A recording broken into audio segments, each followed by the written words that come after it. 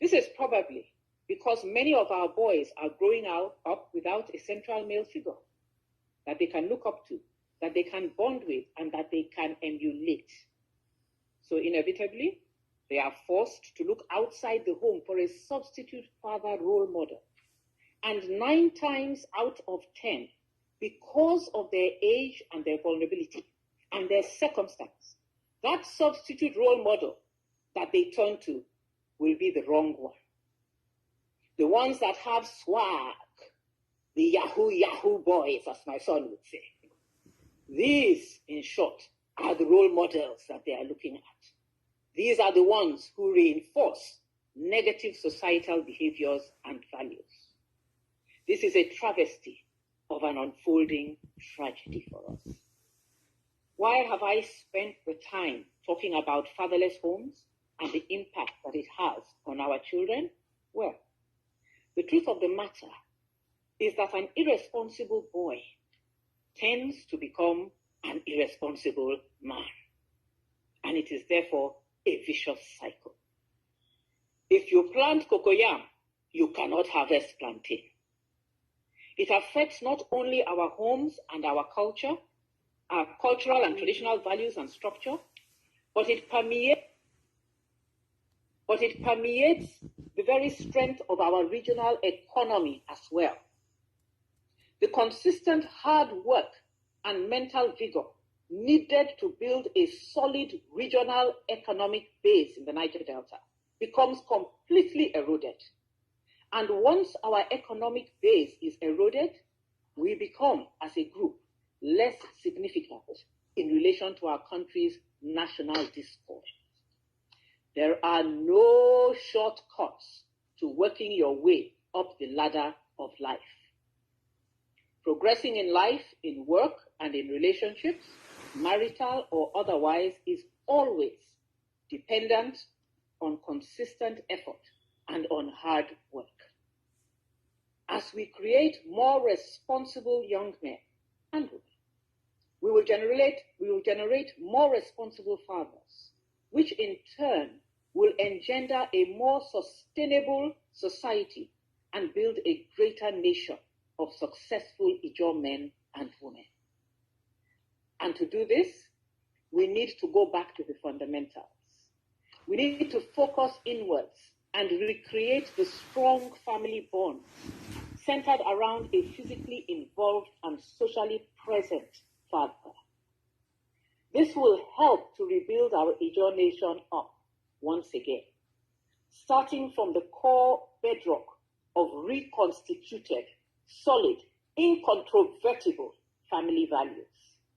In doing this, we should note that a father is not defined as the man who makes the child. Any man can make children, frankly. It does not take brains to pregnate a woman. It is the man who extends his hands and his time to help with the child being raised and gives his heart to love the child through anything. That is a father. Blood does not always make you a dad or a father. Like I said, anybody can make a child. Raising and caring for a child is what real parents do. And as a community, all of us, if we as the Ijaw nation intend to ensure our indelible, progressive longevity and to hold on to our rich cultural heritage, then we all have an intrinsic responsibility to ensure the focused parenting of our future generations. In the end, it is our culture, the totality of the pattern of behavior of the Ijaw peoples, that marks us out distinctively from other societies.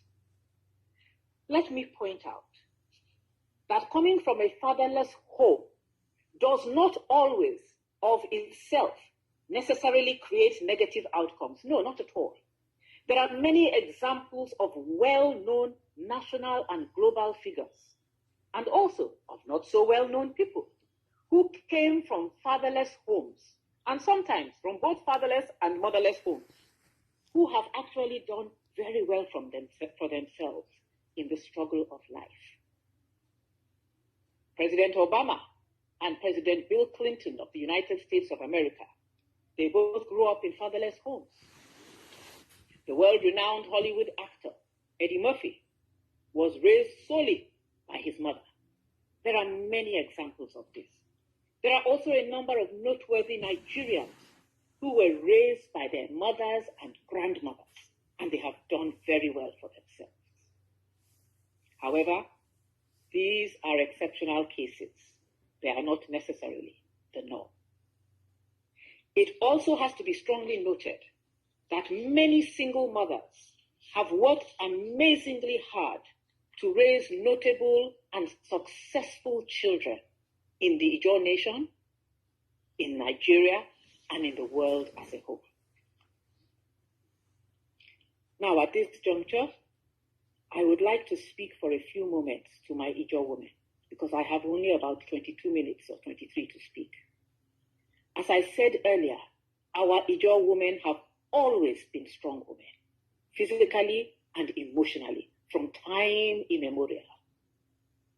I would like to drive home the fact that women, given the right tools and backing, can make significant socio-economic differences to their society, to their community, and to their nation. They can be and have been the role models that young men, and of course young women, can look up to drive their own aspirations and their own commitment to hard work. I want to stress that no woman is helpless, not to talk of our hardworking Ijaw women, who are multidimensional in every sense of the word. Regarding economic empowerment for women, the United Nations has posited that when more women work, economies grow. Women's economic empowerment boosts productivity. It increases economic diversification and income equality, in addition to other positive development outcomes. Also, it should be noted that women's economic equality is good for business. In studies, worldwide studies, companies have been found to greatly benefit from increasing employment and leadership opportunities for women, which is shown to increase organizational effectiveness and growth. This is very well documented.